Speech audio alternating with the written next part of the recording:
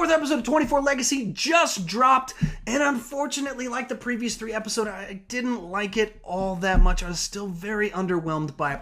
So go ahead and join in the comment section. If you liked it, keep trying to convince me. A bunch of you guys are telling me you guys are liking it a lot more than I am and connecting with the characters more than I am. Keep trying to convince me, refute my points. I really do appreciate it because I want to like it. And I'm glad that you guys can appreciate it and like it more than I do because I really do want to like it. But I don't, unfortunately. So let's talk about it.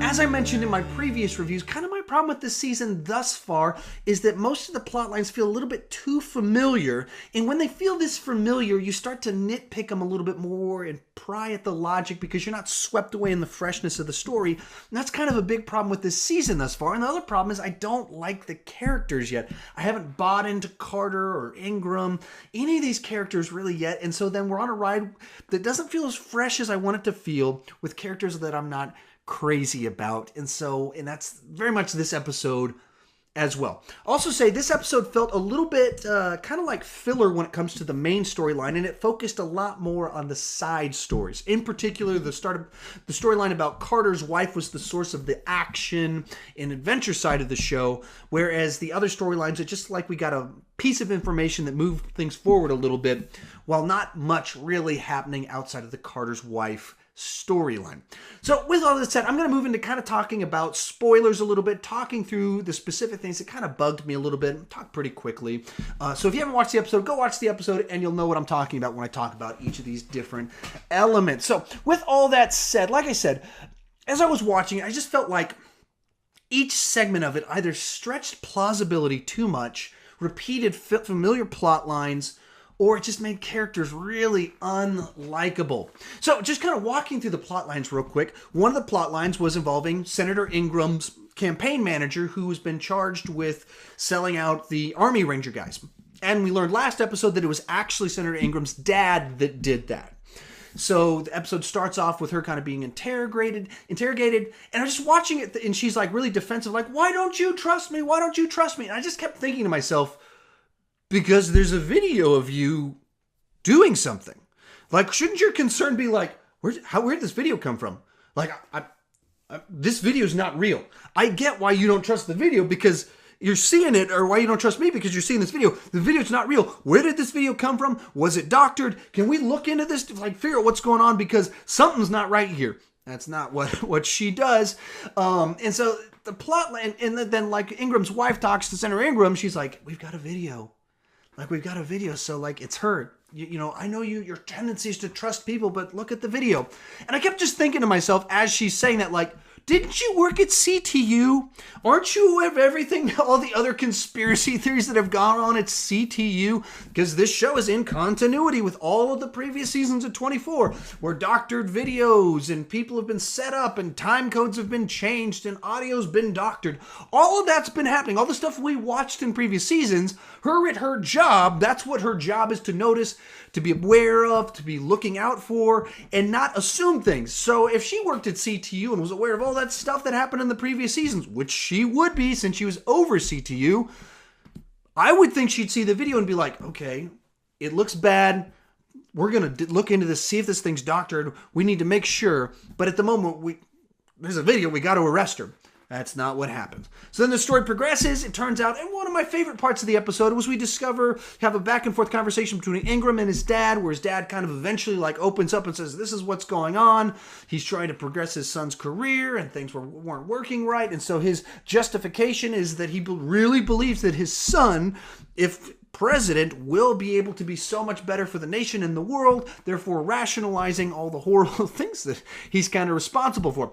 I actually really appreciated the fact that this plot line's moving forward so early in the season. This seems like the sort of thing they would normally kind of have a big reveal at like episode 8. They arrest the dad, then the dad escapes, and something like that much later in the season. But they're really moving it forward awfully early, which I really appreciated about the episode. And I really appreciated the fact that Senator Ingram, as soon as he finds out his dad's up to no good, calls his wife and says, hey, I know who's behind this. It's not her. It's my dad. He doesn't go, I can't trust anyone. Let's meet up somewhere. where I can get assassinated. I mean, it doesn't do any of the stuff you normally see that leads to the information not being communicated. Just makes a phone call, so it progresses.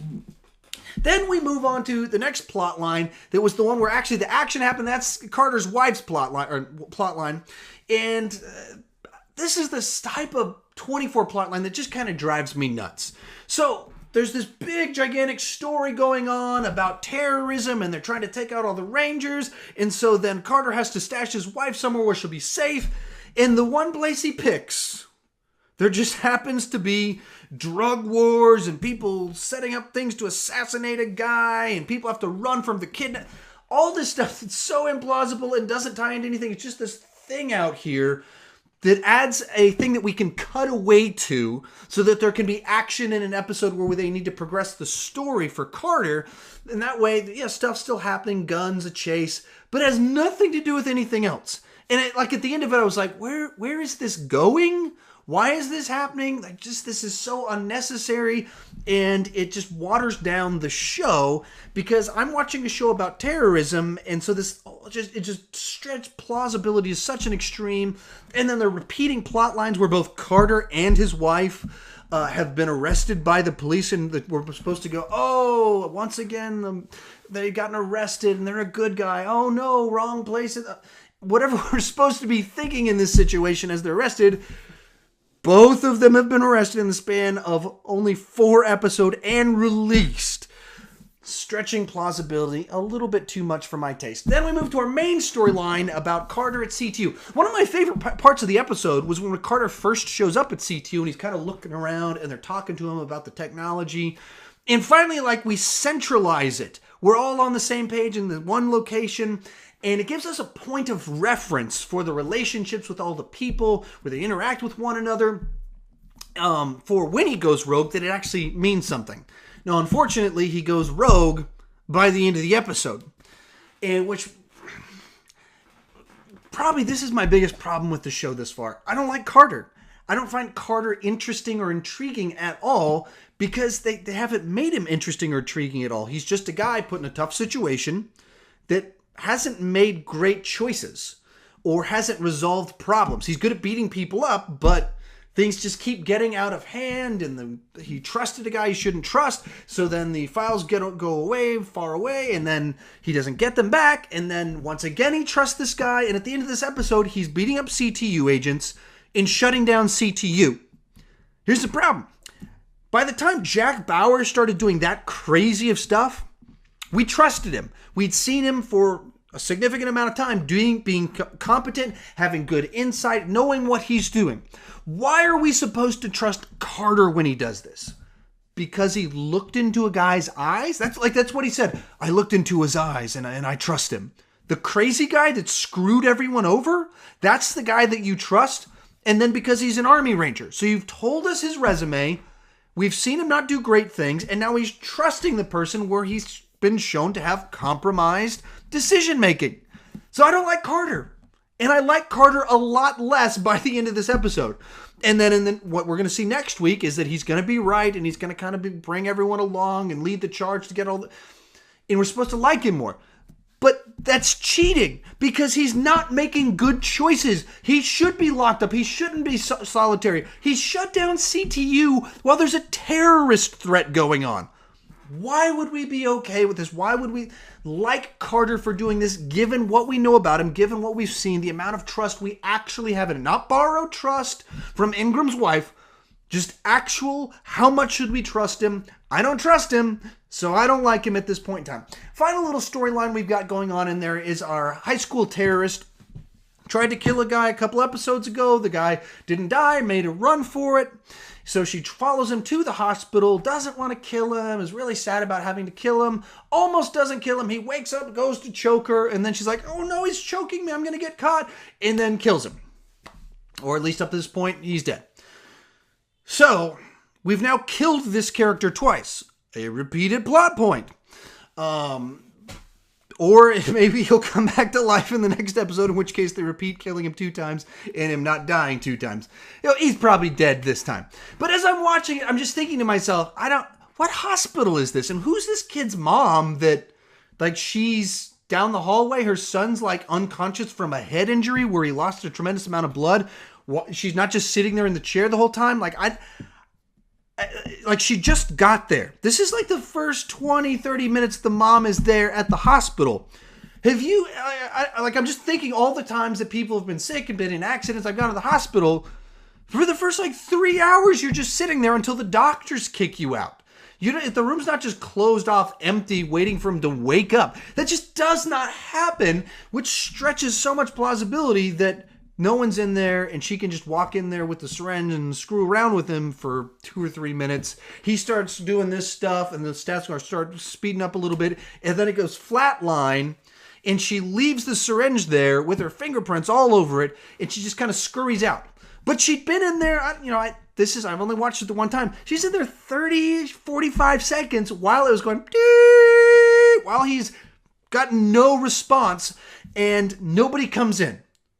What hospital is this? That you've got a guy that came in with a head injury that was unconscious up to this point in time, that he goes beep, and that much time can pass before anyone comes in, and a high school girl can like scurry out crying.